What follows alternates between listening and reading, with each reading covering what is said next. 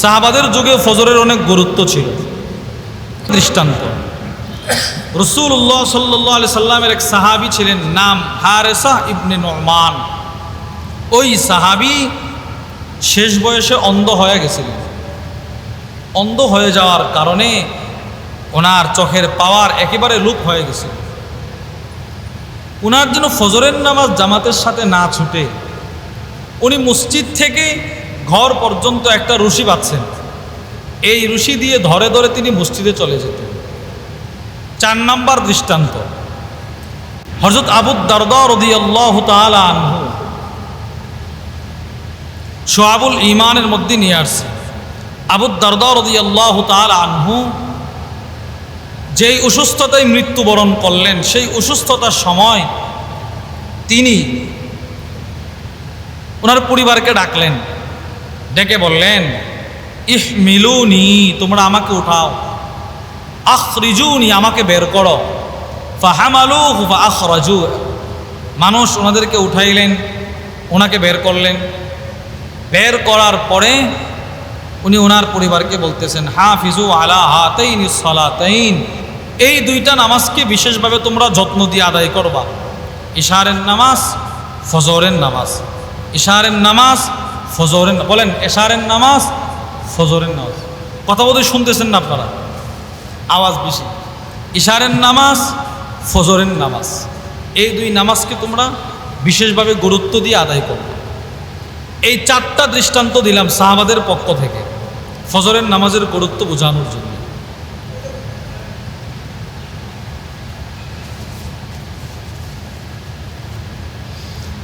সর্বশেষ হযরত শাদ্দাদ ইবনে আউস একটা জলময় বক্তব্য দিলেন ফজরের নামাজ সম্পর্কে। বক্তব্যে তিনি বললেন, মান আহাব্বা আইয়াজআলাহুল্লাহু মিনাল্লাযীনা ইয়াদফাউল্লাহু বিহিমুল আযাব আন আহলিল আরদ, কেউ যদি ওই সমস্ত মানুষদের অন্তর্ভুক্ত হতে চায় যেই মানুষগুলোর উপর থেকে আল্লাহ দুনিয়াতে আযাব সরায় নিছে, তো সে যেন ফজরের নামাজটার প্রতি যত্নবান হয়। একটা আয়াত থেকে ফজরের গুরুত্ব বুঝাইলাম, 2টা হাদিস থেকে ফজরের গুরুত্ব বুঝাইলাম, 4 জন সাহাবীর দৃষ্টান্ত দিয়ে আপনাদেরকে ফজরের গুরুত্ব বুঝাইলাম।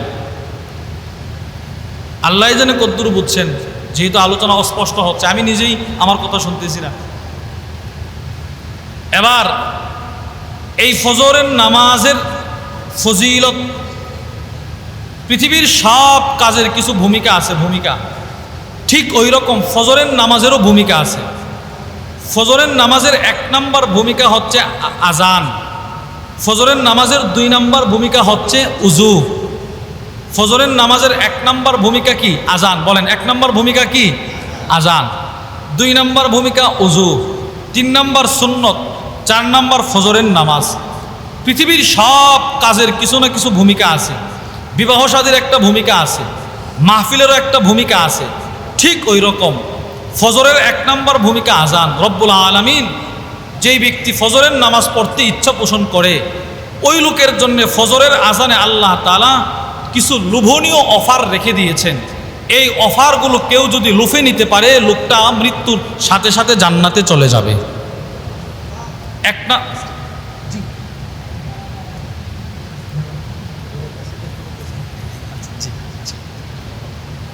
উজু ফজরের নামাজের একটা ভূমিকা, ফজরের নামাজও ফজরের নামাজের ভূমিকা।